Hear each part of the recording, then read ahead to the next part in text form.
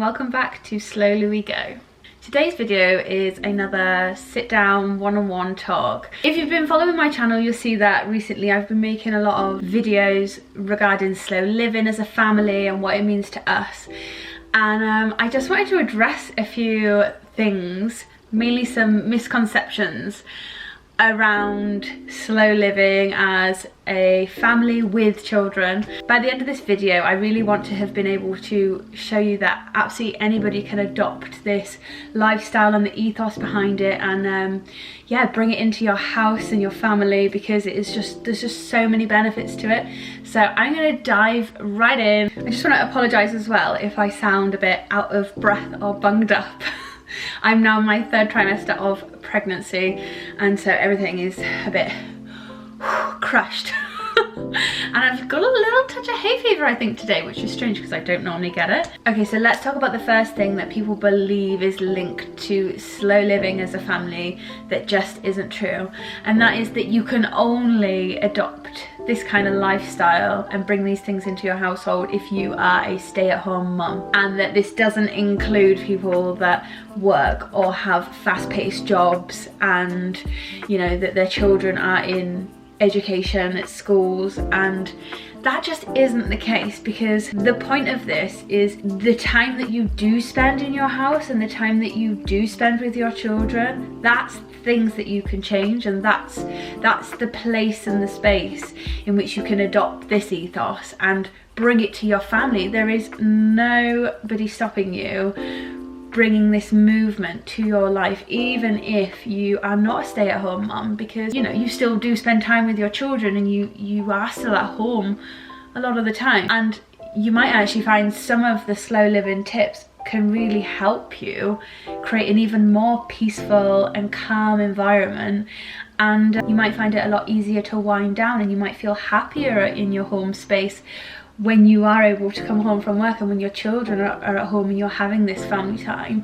It's more about incorporating the mindfulness into your day-to-day, and the gratitudes and the appreciation and the noticing and just being intentional and conscious. You can still adopt these things if you have a job. These are things you can adopt personally as well as for your entire family and household. And a lot of these practices will probably also help you reduce stress if you do have a fast-paced job. Point number 2, and that is that you do not need to be this stereotypical family that, you know, we see gorgeous accounts on Instagram and gorgeous accounts on YouTube of very aesthetically pleasing family home setups and very minimal, and you know they all plant and grow vegetables and eat the vegetables together and then maybe knit on an evening. Okay, that's me just trying to create a stereotype, but what I mean is it's great to have that inspiration, but it does not mean that if you are not in that kind of setup that you cannot adopt, again, this lifestyle. But what you have to remember is you don't have to do these things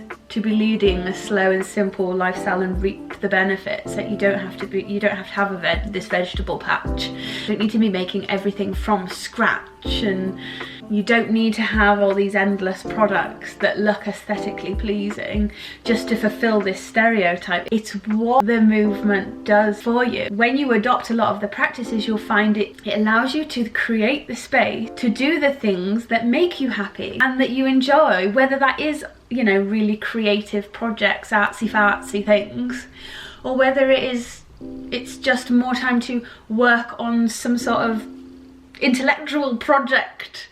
So it's not that you need to fulfill a stereotype as much as they are inspiring and aesthetically pleasing. Your home, how it is fine, and the practicing of being present with that is what brings a lot of fulfillment and happiness. This next point I think follows on nicely from the previous, in that is not just for somebody that has, let's say, a lot of money, that is able to live in the countryside in a gorgeous cottage on a homestead that doesn't have to even work from home. This lifestyle isn't just for that person, because I feel like that is portrayed a lot on social media linked in with this movement. I just want to show normal, average families out there with children how this lifestyle can benefit you no matter what kind of house you live in, no matter where you live. It's about making the most of what you have, seeing the beauty in everyday things. They're simple, and when you slow down you see this. You don't have to go out with the shopping list to buy all these aesthetically pleasing things that Instagram is almost telling you need these things to create this slow living lifestyle. It's just not the case. Appreciating what it is that you have is what will bring you joy. It's having the gratitude is what will raise your vibrations. On my YouTube, I like to share where we live. We do live close to nature. We live close to the mountains. We are a village that's attached to the mountains, but it's not to say it's not the nicest village in the UK. It's not whimsical and perfect. No, it's not free from traffic. It isn't the perfect location. And we do have ambitions of moving to the countryside one day, but that doesn't stop us progressing in this journey because of where we are. I like to show in my videos that you can find beauty wherever you are. Like, you don't have to go far to find nature. I am very lucky that we do live very close to the mountains. It's about appreciating the nature that you do see and utilising the things around you, like the village green that we have, or, you know, it would be like your local park, anywhere where there's trees, and just getting outdoors. We talk a lot about getting outdoors, but I just don't want people to write this movement off just because they don't live with trees at the bottom of the garden where they can walk straight out onto a field. Like, we have a backyard, there's not even any grass, but that's okay. This does not mean we can't live this beautiful, slow and simple lifestyle. Another misconception I think that you would maybe come to the conclusion of after watching a few videos, or slow living videos or vlogs, you might come to the conclusion that it's quite a lazy lifestyle, that there's a lot of sitting about and drinking cups of tea and reading and sitting on the floor just watching your child play and being with your child. There's 2 points to this. One, it ain't a lazy lifestyle.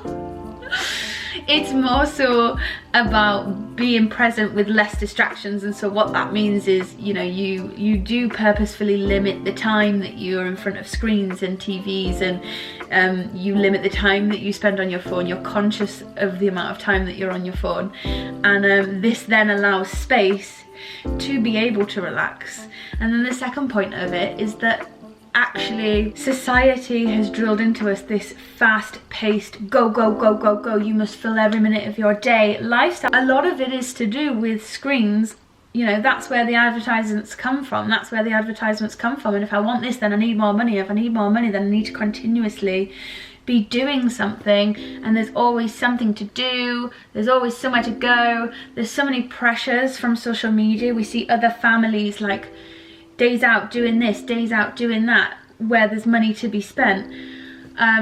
We just fill every nook and cranny these days with something to do, and the time that we do spend in our house, for a lot of us, we would put a TV on, and so life ends up sometimes becoming a blur as a family. I've done another video which was really interesting, another sit down video talking about how to specifically, as a mother or as a parent, how to slow down, what are the steps to take to slow down as a parent, how can we get on this movement and reap the rewards of it. But it's about basically saying no to this fast-paced, always bombarding you and your family with stuff and things to do, and how to spend your time is being dictated. There is nothing wrong with sitting down with a cup of tea on a chair and doing nothing. You are in control of your day. If that helps you to de-stress and to be present with your child, you will find these daily practices are going to bring you so much more joy, more presence, and you'll feel like you've really connected with your child. So no, it is not a lazy lifestyle. It is that you are purposefully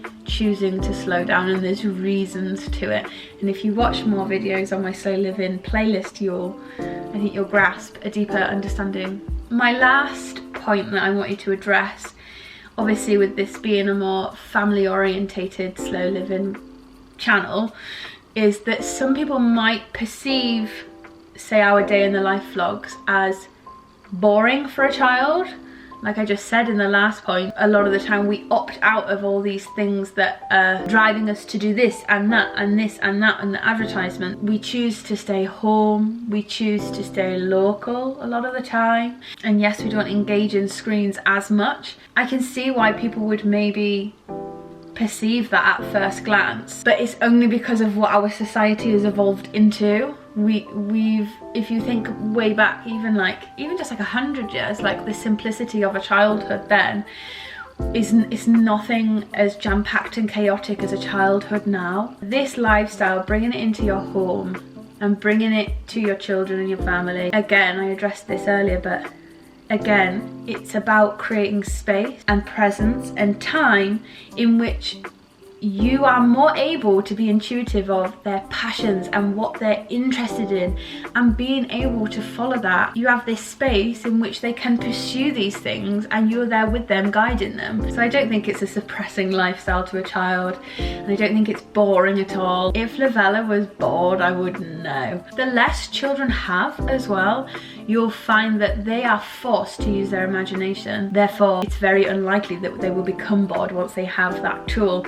What you sometimes find is children that are completely glued to screens almost don't know how to entertain themselves because they're so used to this quick fix of a screen that they will often become bored more quickly because they don't know how to inspire and create and, you know, use their imagination to make games up themselves. So if you create the space for children to learn this, it's such a helpful tool. I feel like this turned into a bit of a rant. I didn't mean for it to, but I really hope that you've enjoyed this video and it's made you believe that actually this kind of lifestyle is for anybody. If you're watching this and you're inspired, but you feel like, you know, it's not something that you could achieve in your household, just scrap that. Like, just get started.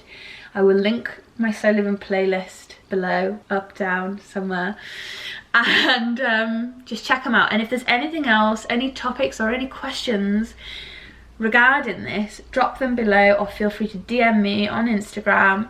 Like, let's have a chat. I'm more than happy to chat about this because I've felt so many benefits from this. I just want to share it to other mamas and parents. So I will see you in the next video, guys. Stay safe, keep well, bye bye.